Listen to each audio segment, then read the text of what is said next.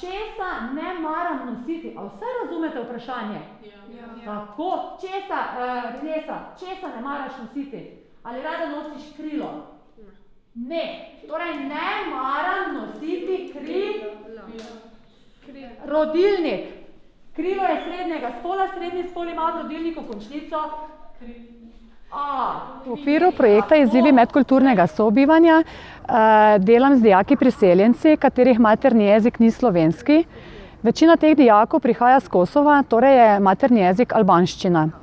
2 leti sem izvajala na šoli za storitvene dejavnosti tečaj slovenščine, ki je potekal vsak dan 3 ure, 3 mesece. Po končanem tečaju sem dijakinjam nudila podporo pri učenju posameznih predmetov. Tako so bile s podporo pri učenju in prilagajanjem učne snovi in prilagajanjem ocenjevanja zelo uspešne in so nadaljevale v višji letnik. Slovenščina v prvi letnik je bila malo težko, ker mi nismo razumeli tako vse slovenske besede in tudi smo imeli težave, da govorimo slovensko. Ampak učiteljica za slovenščino je bila zelo prijazna in je razumela to. In na primer, ko mi smo učili eno zgodbo, ona je prevajala na albansko in tako mi smo znali, za kaj gre ta zgodba, ko smo učili za ustne ali zapisne ocene.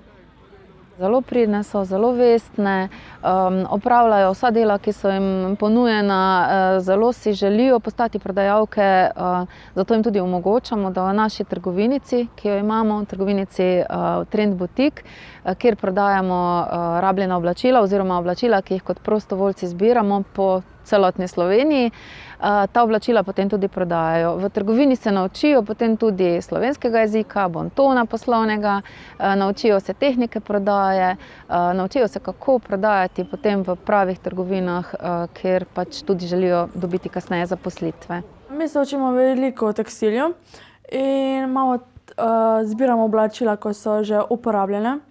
Včasih malo tudi prenovimo sami, šivamo ali pa dodamo kaj novega gor. V tem programu pač imamo tudi aranžiranje, poznavanje blaga, ki pač nam je pol lažje prodajati pač v trgovini.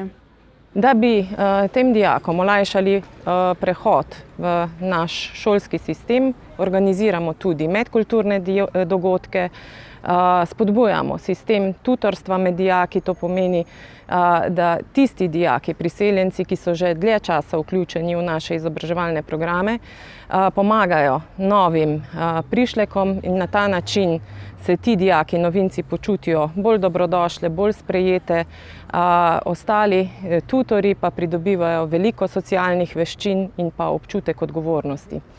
Ne smemo pozabiti dejstva, da je to, v kolikšni meri se ti dijaki dejansko uspešno vključijo v naš vzgojno-izobraževalni sistem, odvisno ne samo od truda, ki ga vlagajo učitelji in zaposleni v šoli, ampak tudi od interesa dijakov in njihovih staršev. Zato je nujno, da šola in družina vzpostavimo partnerski odnos.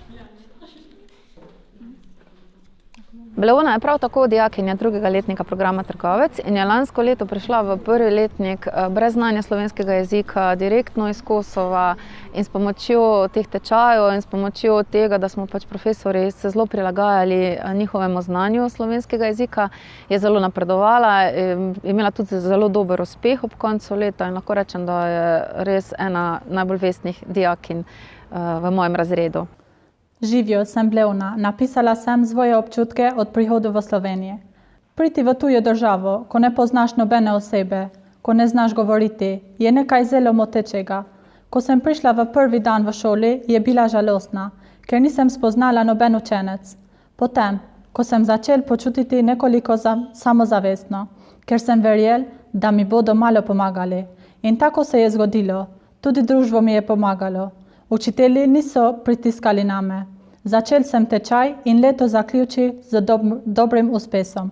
Sprva je bila v meni tišina, potem pa sem ugotovila, da se ne smemo ničemur odpovedati. Vedno lahko to storimo.